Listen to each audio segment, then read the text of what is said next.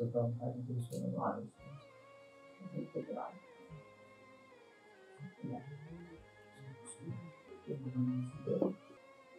Al-Fatihah. A'udzubillahi minasyaitonir rajim. Bismillahirrahmanirrahim. Alhamdulillahirabbil alamin. Ar-Rahmanir Rahim. Maliki yaumiddin. Iyyaka na'budu wa iyyaka nasta'in. Ihdinas siratal mustaqim.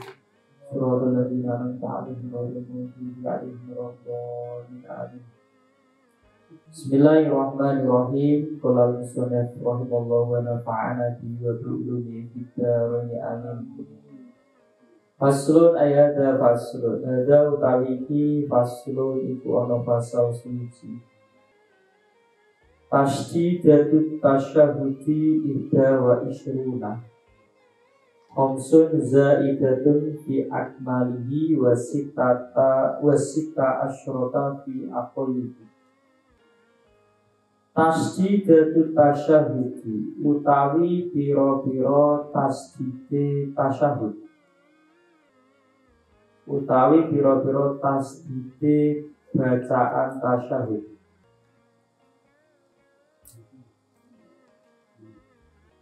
Ihda iku ana siji wa isruna lan 20.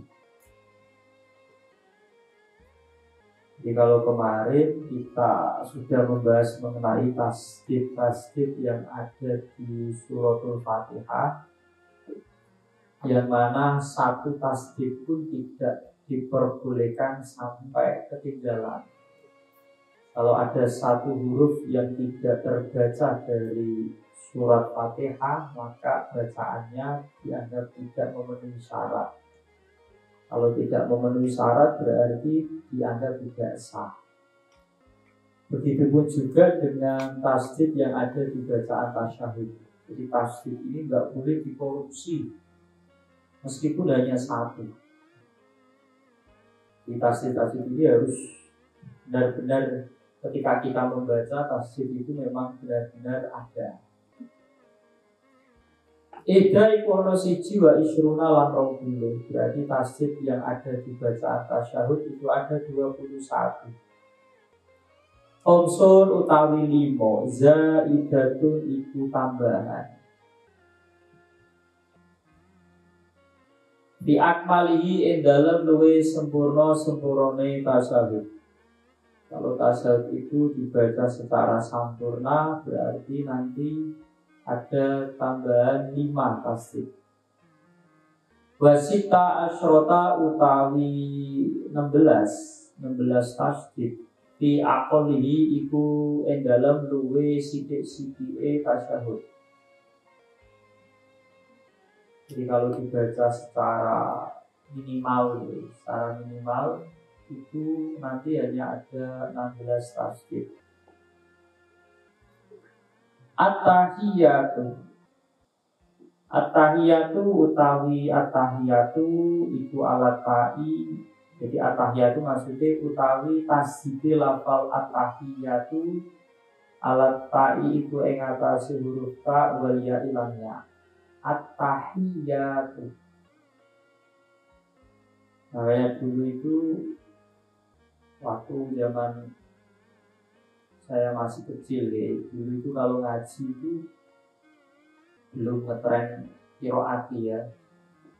Qiraati belum seperti zaman sekarang. Anak-anak kecil ngajinya mulai qiraati. Juz berapa? Dulu itu pakainya urutan. Kalau bahasa yang dulu ya pakai urutan itu, kalau selesai baru nanti berlanjut ke Al-Quran. Nah, biasanya kalau sebelum ngaji Al-Quran itu yang dibaca pertama kali sebelum memulai dari suratul Fatihah itu biasanya disuruh baca tasyahud dulu. At-tahiyyatu itu dibaca dulu. Dulu ya enggak kepikiran, kenapa ya kok mau ngaji berpindah ke ngaji Al-Quran itu harus dimulai dengan membaca tasyahud.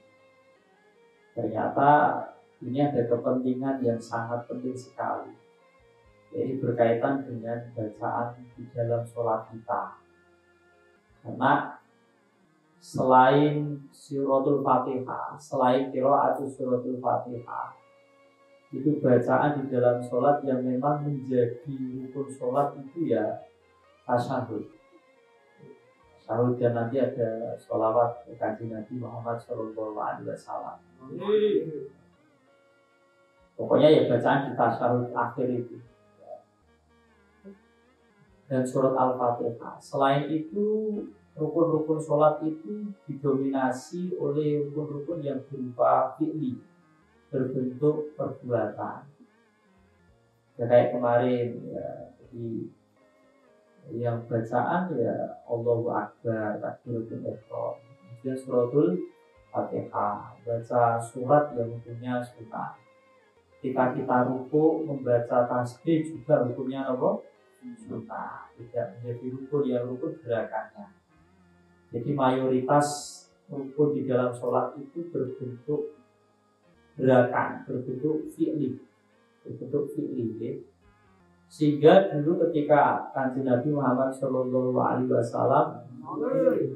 ketika menyuruh sahabat untuk belajar sholat itu, ketika Kanjeng Nabi shollu kama ra'aitumuni usolli, sholatlah kalian sebagaimana kalian melihat di sholat. Itu hadis ini itu dikategorikan sebagai hadis fi'li, ya. Jadi hadis yang berbentuk perbuatan Nabi, karena memang didominasi oleh fi'lu, oleh pekerjaan, oleh perbuatan. Jadi itu ya, ternyata itu penting ya. At-tahiyyat itu sering sekali tasdidnya itu rawan dikorupsi. Ya, jadi tasdid. Kalian baca tasyahud kalian sendiri saja. Kita introspeksi diri ketika kita membaca tasyahud. Apakah benar-benar tasdidnya itu sudah lengkap atau belum? Jangan-jangan ada tasdid yang kita korupsi. At-tahiyyah, yaknya itu tasdid itu rawan, ya. Biasanya kan at-tahiyyah kan nggak ada tasdidnya. Alat ta'i gue ngatasi tak wal ya ilan ya. At-tahiyyatu al-mubarakatus sholawatu, utawi lafal al-mubarakatus sholawatu iku ala shoti ing atase shot. At-thayyibatu iku ala to'i ing atase tok wal ya ilan ya.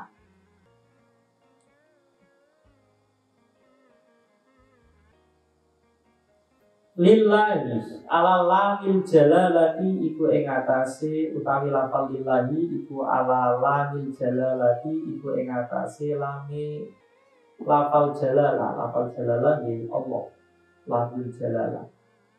Assalamu utawi lafal assalamu utawi tasdid lafal assalamu iku ala sini ing atase sini. Alaika ayyuhan nabiyyu utawi tasdid lafal alaika ayyuhan nabiyyu iku ala ya'i ing atase ya wan nun lan nun wal ya'i lan ya.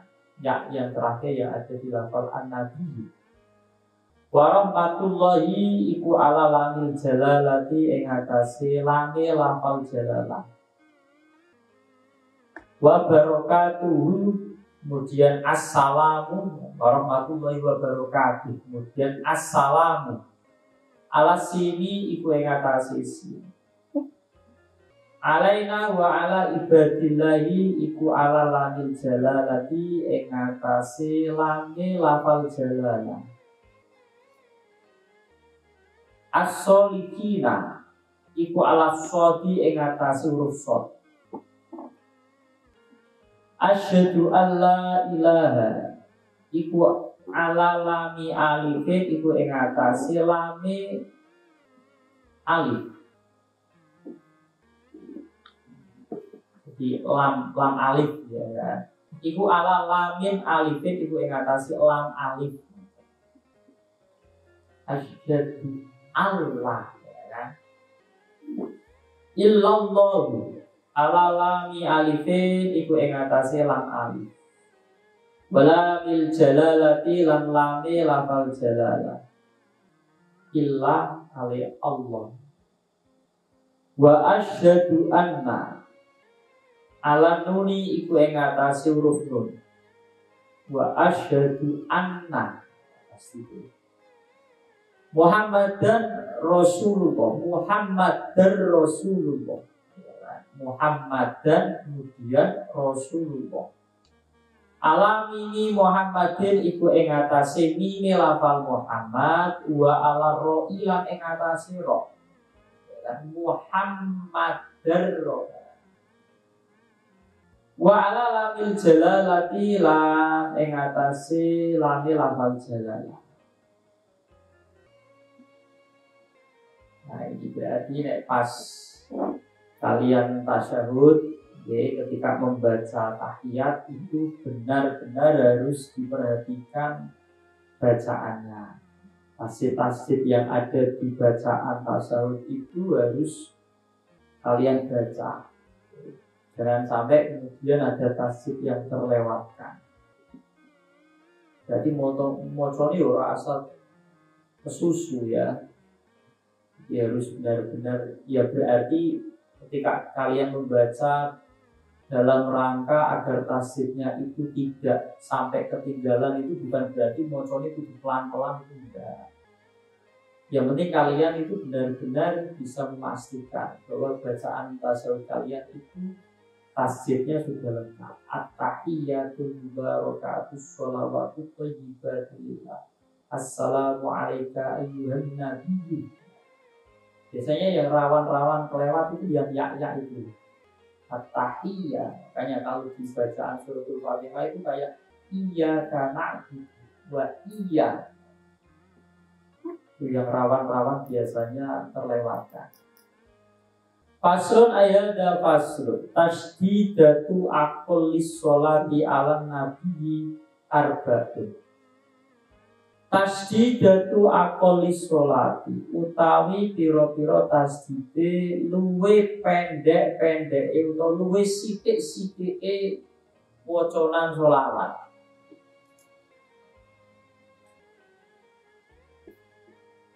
Ala nabi ing atase Kanjeng Nabi Muhammad sallallahu alaihi wasallam arbaun wa papat. Ini masih membahas mengenai tasdid, tapi tasdid ini yang berada di paling pendek-pendeknya bacaan sholawat yang kita baca ketika kita tasyahud, ketika kita dalam posisi sedang tasyahud. Allahumma. Yang pertama Allahumma, utawi Allahumma iku alal lami iku ing atase huruf lam wal mim lan mim. Allahumma sholli alal lami iku ing atase lam. Ala Muhammadin alal mimi iku ing atase mim Muhammadin ya. Ini ada 4. Jadi ketika kalian dalam bacaan tasyahud itu ketika membaca sholawat kepada Kanjeng Nabi Muhammad Sallallahu Alaihi Wasallam, itu bacaan kalian misal kok hanya membaca Allahumma sholli ala Muhammadin itu sudah dianggap cukup ya, tapi ini versi yang paling pendek. Versi yang paling panjang ya seperti tahiyat-tahiyat yang kita diajari oleh guru-guru kita dulu waktu kecil yang kalian baca setiap hari. Kayak dulu ketika kita bahas mengenai niat yang kita baca ketika kita sholat itu kan niat yang versi lengkap, ya kan? Jadi kemarin kan niat itu kalau niatnya sholat fardu, yang penting ada qasdul fi'li, usoli, ya kan? Kemudian harus ada sholatnya apa, ya kan? Misal sholatnya sholat zuhur, ya kan? Kemudian harus menunjukkan sholatnya sholat fardu. Itu kalau sholatnya sholat fardu. Kalau sholat sunnah lebih ringkas lagi. Kalian sholat sunnah duha hanya cukup usoli duha udah beres. Rokaatnya tidak disebutkan itu sudah dianggap mencukupi. Sholat, niat sholat kita lengkap. Sholi fardul isya harusnya sudah cukup sampai situ. Itu kan paling minimal. Ya, kalau kita berbicara minimal, kalau mencukupi niat sholat fardu ya hanya itu saja. Ada qasdul fi'li, kemudian ada al-fardiyah yang menunjukkan bahwa sholat yang kalian kerjakan itu sholat fardu. Kemudian sholat fardunya itu apa? Ta'yin. Ta'yinnya apa? Fardu zuhur, subuh, asar atau apa? Jadi kalau kalian lihat usolli fardul isya itu cukup. Tapi ternyata kan niat kita itu tidak sampai di situ kan. Kita diajari dari dulu waktu kecil sudah diajari niat versi lengkap. Sholli fardul isya arba'a rakaat. Pas aslinya andai kan nggak kalian sebut itu sudah cukup. Kemudian ada mustaqbilal kiblati. Ya, kalau bangun seringnya mustaqbilal Ka'bah ya sama ya, kiblatnya kita itu Ka'bah. Ya, kemudian ada itu menunjukkan sholat kalian itu ada. Sebenarnya andai kan tidak disebut itu nggak masalah. Ada, kemudian kalian jadi apa? Makmum. Kemudian nilai. Ya kalau jamaah sih ya makmum ya, kalau makmum disebut makmum. Kalau jadi imam tidak harus menyebut imam lillahi ta'ala, kecuali kalau sholat Jumat. Kalau Jumat wajib. Kalau nggak menyebut imaman lillahi ta'ala nggak sah. Ya, itu yang membedakan. Nah ini kalau bacaan sholawat paling minim itu Allahumma sholli ala Muhammadin. Wa aqallu salami utawi luwe sithik-sithik salam, luwe pendek-pendeke maca salam. Berarti salam itu loh kalian mau keluar dari sholat. Bukan salam kepada Kanjeng Nabi, bukan ini. Jadi salam dalam rangka mau kulul itu keluar, lepas. Dalam rangka lepas dari sholat. Ya. Atau bahasa kalau orang haji orang murid tahallul kan artinya lepas ya, lepas diri dari status ihram. Jadi kalau kita sholat itu dengan membaca takbiratul ihram Allahu Akbar, berarti hal yang semula dilarang yang semula boleh ketika sudah takbiratul ihram menjadi dilarang, dan hal yang tadi asalnya boleh terus dilarang gara-gara takbiratul ihram itu menjadi diperbolehkan setelah kita tahallul. Tahallulnya dengan cara apa? Dengan cara membaca salam. Ya, assalamualaikum, paling pendek, paling ini. Nah, yang menjadi rukun sholat itu salam yang pertama, yang ketika kalian noleh ke arah kanan, noleh ke arah kiri itu kan sunnah. Ya kan, andai kan kalian kok assalamualaikum noleh ke kanan, kok kemudian kentut, jangan noleh ke kiri, udah selesai. Assalamualaikum terus pun, yo wes ora usah noleh ke kiri, sholat kalian sah. Tapi kok kentut terus baru noleh ke kiri, berarti kentut yang keluar itu berarti masih di dalam sholat. Paham ya? Jadi yang menjadi rukun sholat itu salam yang pertama. Wa aqallu salami utawi luwe sithik-sithik salam, luwe pendek-pendek salam. Assalamu alaikum iku lafal assalamu alaikum.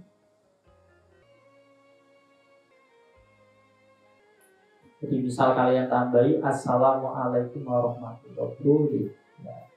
Cuma di sini dijelaskan versi minimalnya apa? Assalamualaikum. Alas sini ini juga dibahas. Sin yang ada di salam, yang paling pendeknya salam itu ada loh tasdidnya. Tasdidnya ada di mana? Alas sini ibu engatasi sin. Assalamualaikum. Nah, kalian jamaah salam ke kanan berarti diniati kalian itu salam kepada jamaah yang ada di sebelah kanan kalian plus malaikat yang ada di sebelah situ. Nanti kalau noleh ke kiri juga sama.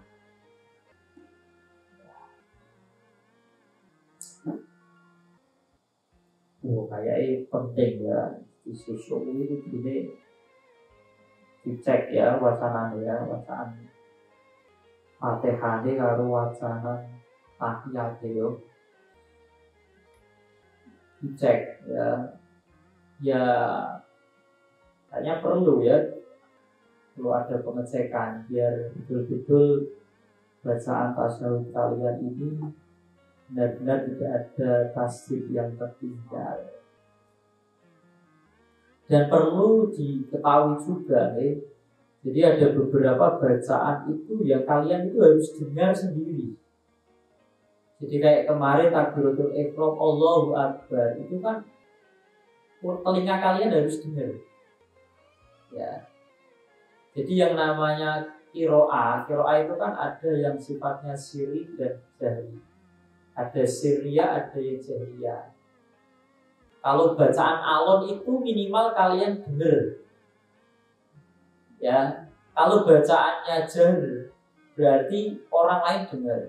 Jahr itu kayak imam baca keras, makmum dengar. Itu bacaan jahr.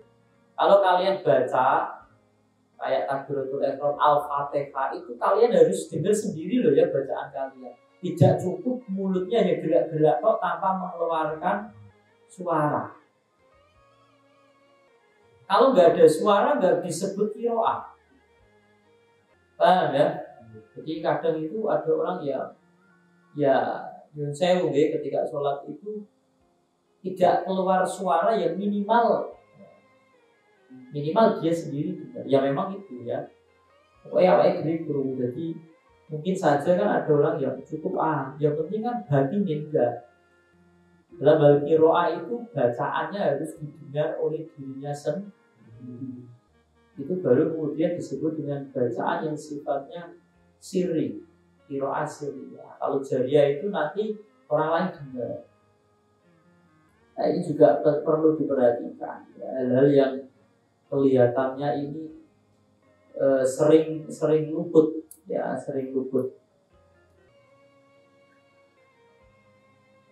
Faslun ayat faslun. Sholat.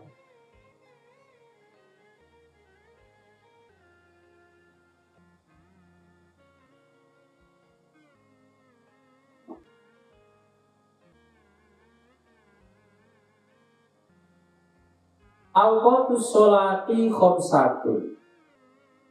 Awqatus sholati utawi pira-pira wektune sholat. Khamsatun iku 5. Karena sholat yang hukumnya fardu itu 5, berarti ya dibahas ya sholat yang 5 ini ya. Sholat yang sifatnya makruh atau mafruḍah. Sholat yang difardukan. Awqatu sholati utai pira-pira wektune sholat khamsatun iku 5. Awal waktu dhuhuri utawi kawitane wektu sholat dhuhur. Zawalu syamsi iku lingsire srengenge. Lingsir srengenge niku maksudnya gesere srengenge. Srengenge yang semula berada di tengah-tengah pas atau dalam istilahnya disebut dengan istiwa. Istiwa itu ketika posisi matahari berada di tengah-tengah. Nah setelah itu matahari kemudian bergeser ke arah barat. Nah ini disebut dengan zawalus syamsi.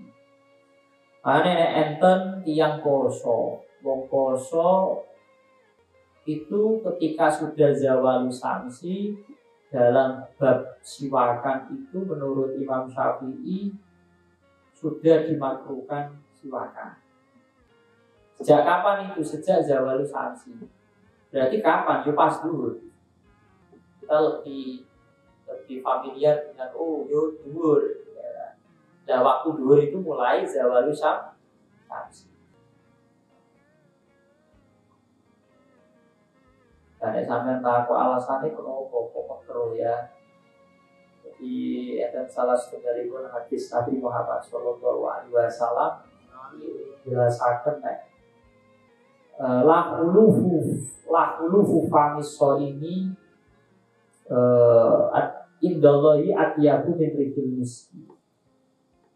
Jadi perubahan aroma mulute wong poso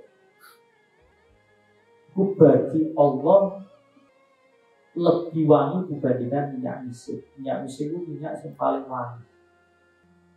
Nah, perubahan bau mulutnya orang puasa bagi Allah itu lebih wangi dibandingkan minyak misik.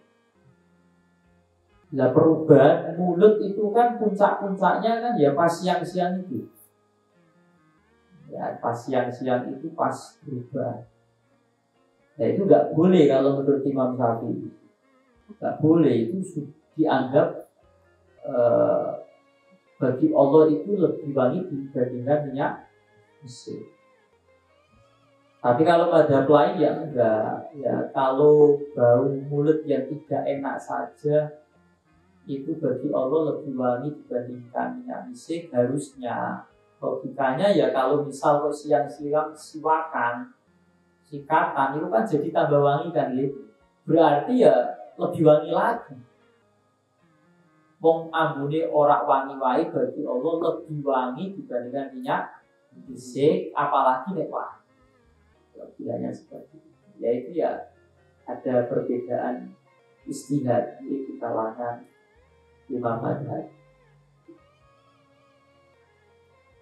Wa akhiruhu, jadi nalikane matahari pas di tengah itu namanya waktu istiwa. Nanti kok mulai geser ke arah barat, nah ini sudah bisa dikatakan zawalu samsi. Nek wis zawalu samsi berarti sudah masuk waktu zuhur.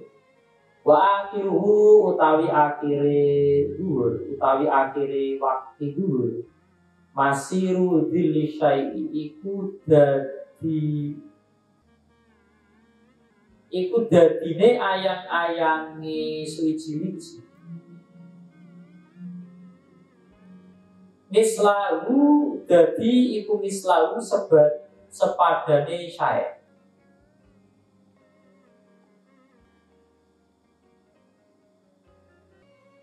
Wairo dilil istiwa'i sakliyane ayang-ayange waktu istiwa.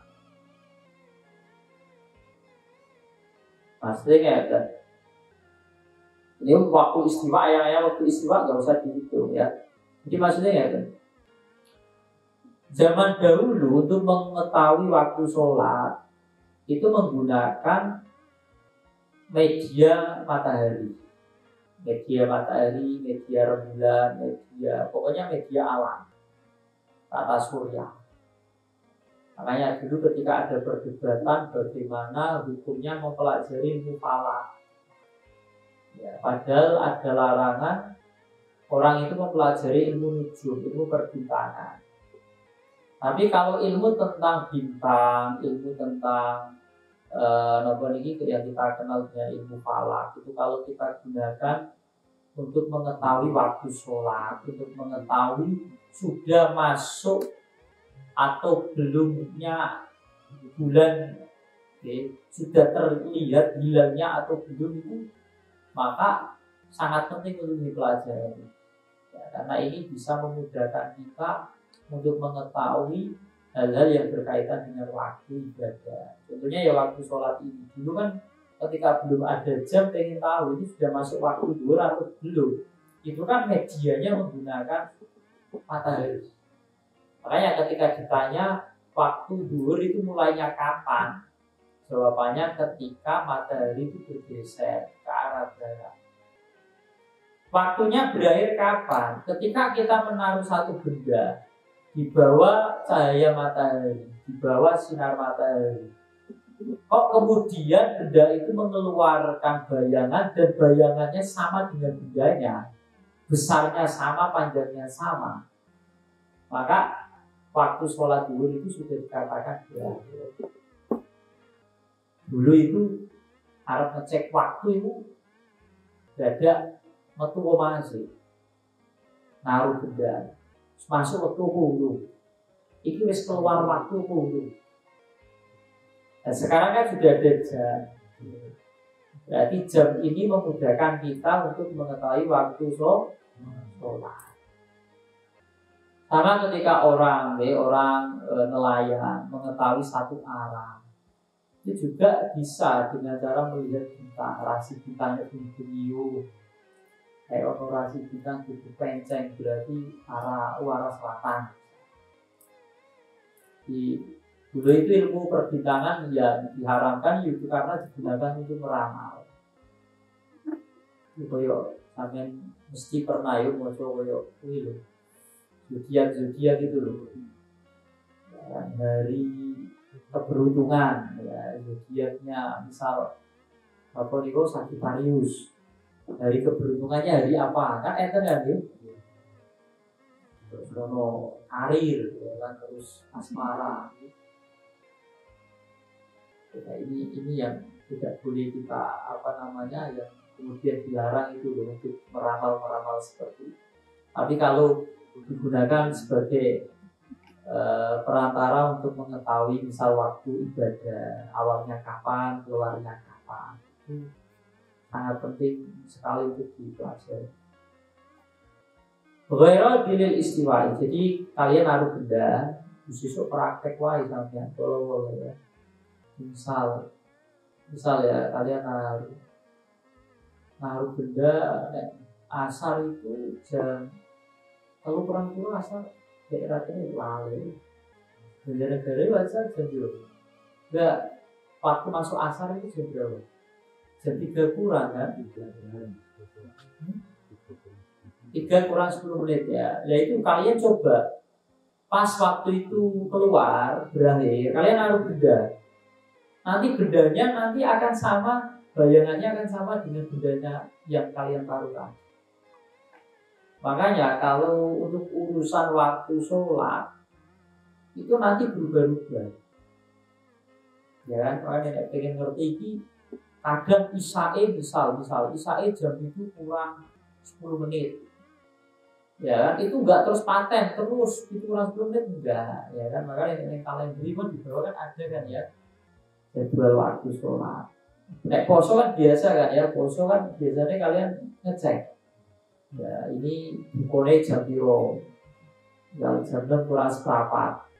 Nanti semakin lama mungkin bukanya akan semakin cepat. Si asalnya 6 kurang seperempat jadi 6 kurang 16. Geser.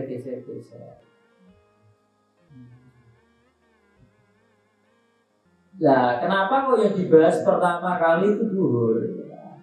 Duhur itu dari kata duharo, maknanya pertelo. Jelas. Karena sholat duhur itu dilaksanakan di waktu yang terang. Waktu padang. Duhur kan maknanya padang. Dan waktu duhur, sholat duhur adalah sholat yang pertama kali dilakukan oleh Kanjeng Nabi Muhammad SAW. Jadi setelah peristiwa Isra Mi'raj, setelah pulang dari peristiwa Isra Mi'raj, kemudian dapat oleh-oleh sholat 5 waktu. Itu sholat subuh itu belum dilaksanakan. Karena apa? Tata caranya belum diketahui. Tapi tata caranya belum diajarkan. Sehingga sholat yang pertama kali dilakukan dalam Islam setelah peristiwa Isra Mi'raj itu sholat nomor. Nah ini dulu ada yang menjelaskan duharo maknanya pertelo, ya pertelo karena memang dilaksanakan di waktu siang terang kelihatan. Ada yang memaknai ya karena duharo karena sholat pertama kali dilaksanakan itu sholat duhur. Subuhnya belum. Di tata caranya itu belum diajarkan. Saat dulu sholat kudu isi, sholat kudu tutup aurat ini dan lain sebagainya belum diajarkan. Sehingga yang pertama kali dilaksanakan adalah sholat duhur.